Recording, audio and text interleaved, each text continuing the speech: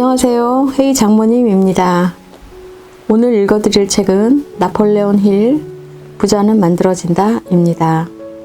나폴레온 힐 지음, 조덕현 옮김, 출판사 로하스입니다.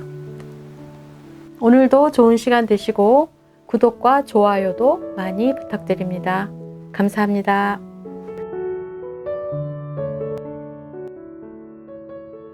부자가 되고 싶다면 생각을 바꿔라. 당신의 성공을 위한 조언. 1. 당신을 성공으로 이끄는 것은 당신 마음속에 잠재되어 있는 힘이다. 2. 당신이 돈 없고 초라한 사람일지라도 불같은 욕망이 있는 한 기회는 반드시 온다. 3. 대부분의 사람들은 성공이 자신의 소나귀에 쥐어지기 바로 직전에 포기하고 만다. 4. 목적은 크든 작든 모든 성공에 대한 시금석이다. 자기 일의 중요성에 대해 생각하는 습관을 길러라. 그럼 불가능해 보이는 일도 성취할 수 있다. 생각이 곧 재산이다. 특히 생각이 부자가 되려는 불타는 욕망과 조화를 이룰 경우 그것은 정말 커다란 재산이 된다. 일찍이 에드윈 반즈는 사람은 누구나 진지하게 생각하면 부자가 될 수 있다는 사실을 깨달은 사람이다. 이 위대한 발견은 결코 쉽게 얻어진 것이 아니다. 그것은 발명가인 토마스 에디슨과 함께 일하고 싶다는 욕망과 함께 시작되었다. 우리는 먼저 반지의 욕망이 무척 명확했다는 점을 알아야 한다. 그의 욕망은 결코 막연하지 않았다. 그는 명확하게 다른 누구도 아닌 에디슨과 함께 일하고 싶어 했다. 하지만 그는 자신의 욕망을 즉시 행동으로 옮길 수 있는 형편이 아니었다. 그에게는 두 가지 어려움이 있었던 것이다. 먼저 에디슨을 개인적으로 알지 못했을 뿐 아니라 에디슨이 있는 이스 오렌지까지 갈 차비조차 없었다. 이러한 어려움들은 욕망을 실현하고자 하는 많은 사람들을 좌절시킨다. 이런 상황에서 그냥 좌절해 버린다면 실패한 인생이 되고 만다. 따라서 이런 어려운 상황에서 제일 중요한 것은 진실된 마음이다. 결국 그는 에디슨의 연구실에 도착했고 에디슨에게 함께 일하고 싶다고 말했다. 반즈를 처음 만나고 몇 년 뒤 에디슨은 내 앞에 있던 그는 평범한 사람이었다. 그러나 그의 얼굴에는 굳은 결의가 담겨 있었다. 자신이 얻으려고 하는 것을 반드시 얻고야 말겠다는 결의였다. 사람들을 많이 만나본 나는 사람이 무언가를 진실로 열망하면 그것을 얻기 위해 모든 것을 기꺼이 바친다는 사실을 잘 알고 있었다. 그래서 나는 그에게 기회를 주었다. 그가 성공할 때까지 굳은 결의를 가지고 노력할 것이라는 사실을 알았기 때문이다. 라며 당시를 회상했다. 이렇게 반즈는 첫 번째 면담에서 에디슨의 사무실에서 일할 수 있는 기회를 얻었다. 많은 세월이 흘러 겉으로는 에디슨과 함께 일하겠다는 반지의 목표에는 변함이 없었지만 반지의 마음에는 중요한 변화가 일어났다. 심리학자들에 따르면 사람이 진실로 뭔가를 열망하고 그에 대한 준비가 끝나면 그 마음 자세가 겉으로 드러난다고 한다. 반즈는 에디슨과 동업을 할 만반의 준비가 되어 있었다. 그리고 그는 나는 에디슨과 동업을 하기 위해 여기까지 왔다. 한평생 걸린다고 해도 그 목표를 이루고 말 것이다. 라고 말했다. 대부분의 사람들은 목표가 뚜렷해야 한다는 점에는 공감한다. 그러나 강박관념에 사로잡히면서까지 그 목적을 고수하려고 하지는 않는다. 아마도 젊은 반지는 그 당시 그런 점을 깨닫지 못했을 수도 있다. 그러나 그의 강인한 결심과 불타는 욕망은 온갖 반대를 무릅쓰면서도 자신이 바라던 것을 이루는 힘이 되었다.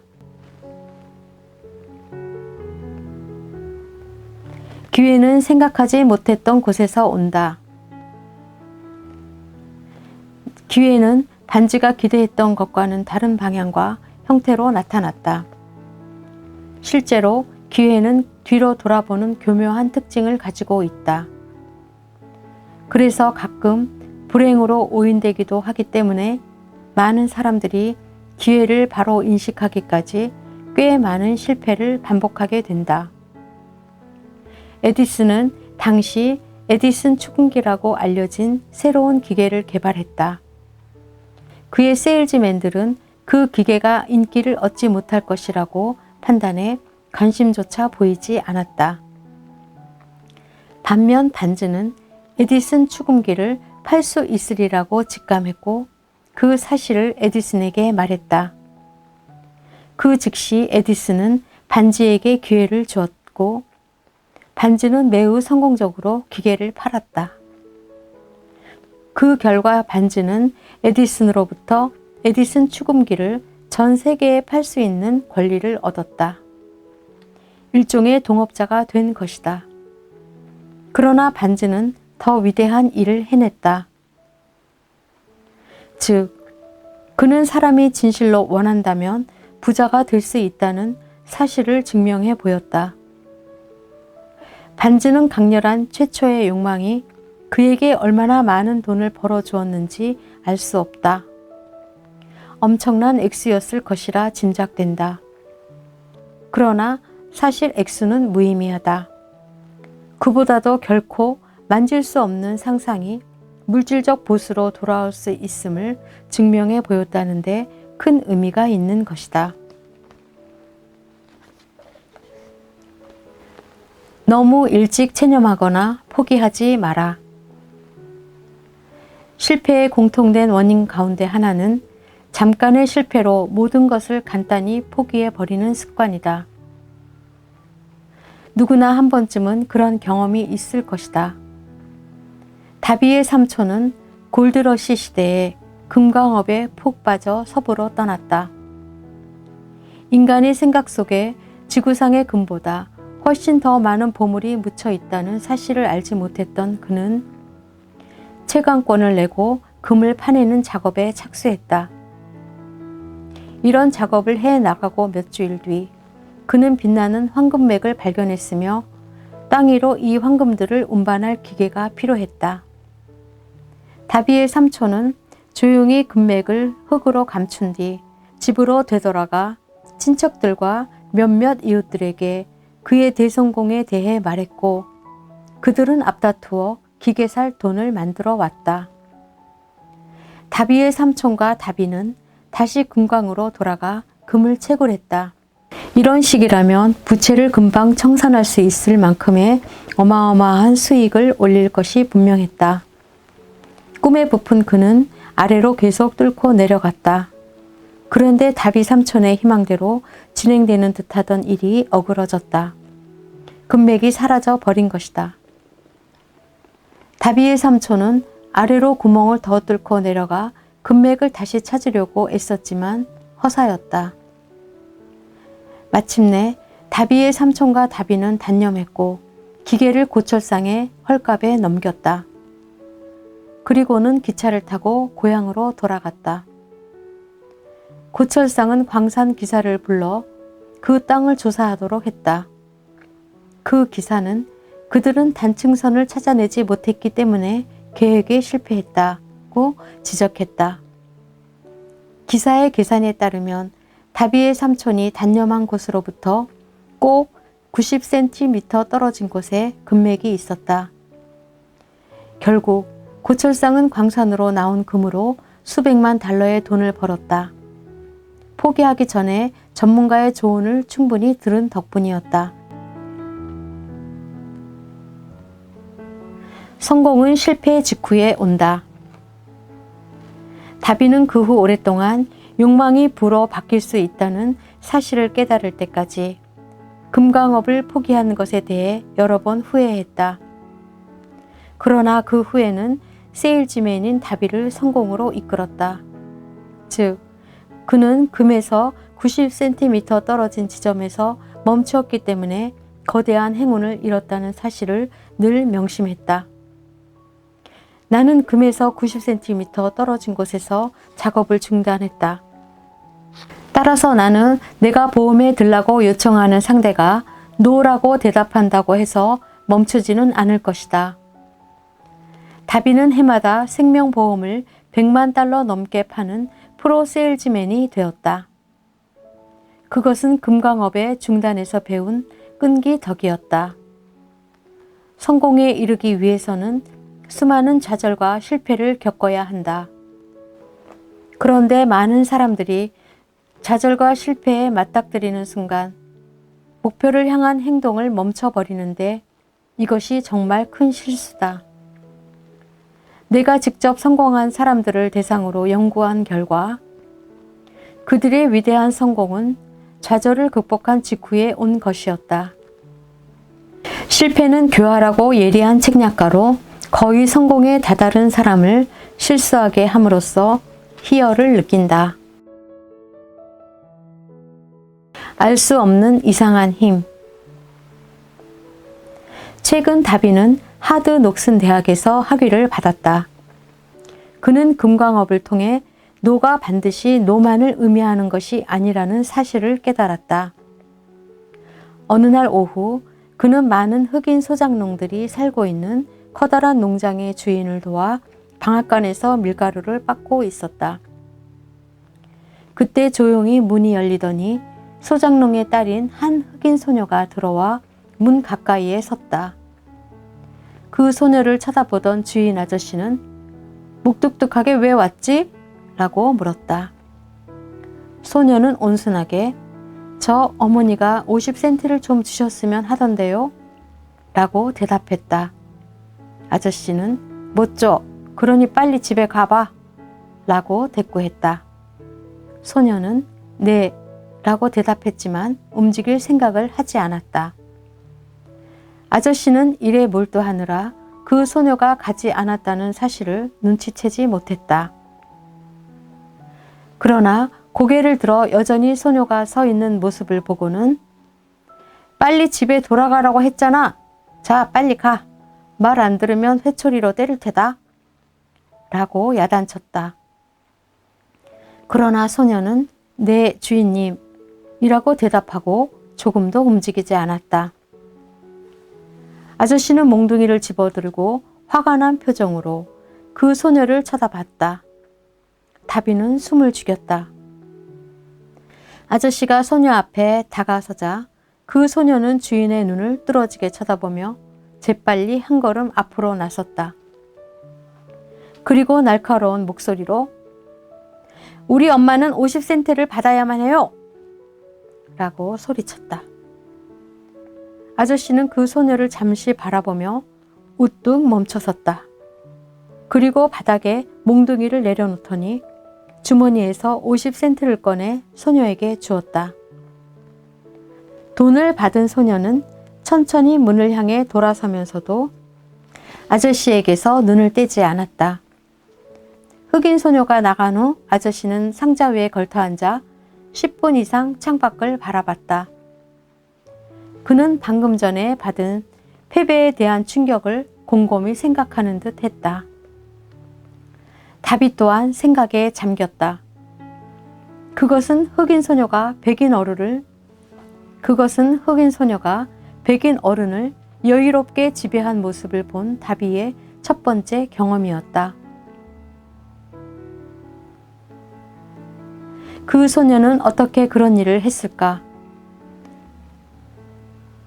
아저씨가 화를 가라앉히고 양처럼 온화해진 것은 어떤 힘 때문일까? 그 소녀에게 어떤 힘이 있었던 것일까? 이러한 많은 의문이 다비의 마음에 샘솟듯 떠올랐지만 내게 그 이야기를 들려줄 때까지도 그는 해답을 찾지 못했다. 우연이었을까? 나는 이 유별난 경험에 대한 이야기를 그의 아저씨가 몽둥이를 잡았던 그 방앗간에서 듣게 되었다.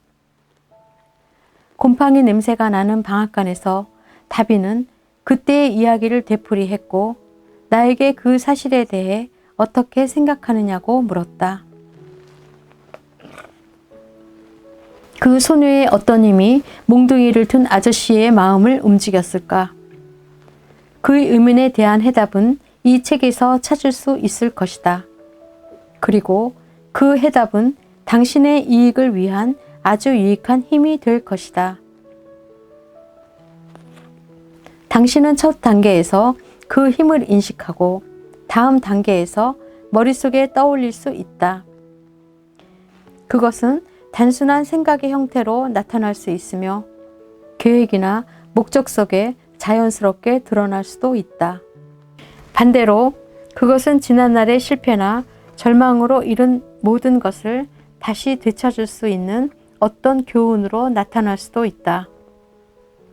그렇다면 어떻게 절망 속에서 성공의 기회를 잡을 수 있을까?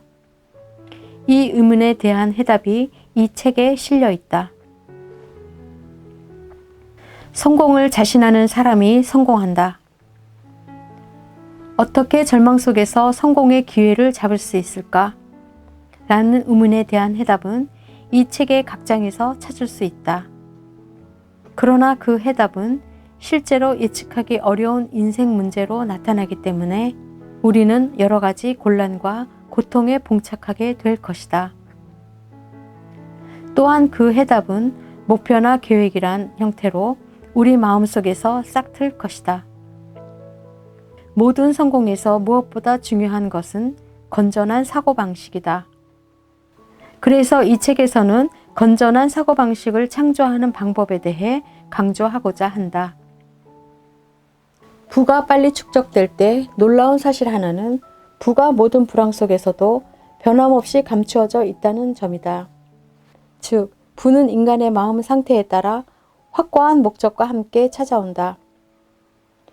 모든 사람들이 가지고 있는 가장 큰 약점은 불가능이라는 말과 너무 친숙하다는 점이다.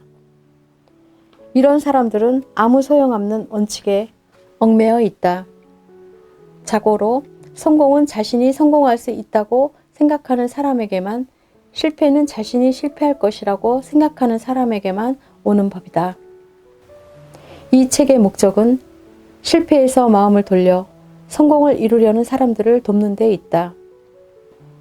모든 사람들의 또 다른 약점은 자기 나름대로의 생각으로 모든 것을 판단하는 습관이다. 이 책을 읽는 사람들은 결핍, 가난, 불행에 뿌리박고 있는 자신의 생각 때문에 부자가 될 수 없었음을 깨닫게 될 것이다. 감사합니다.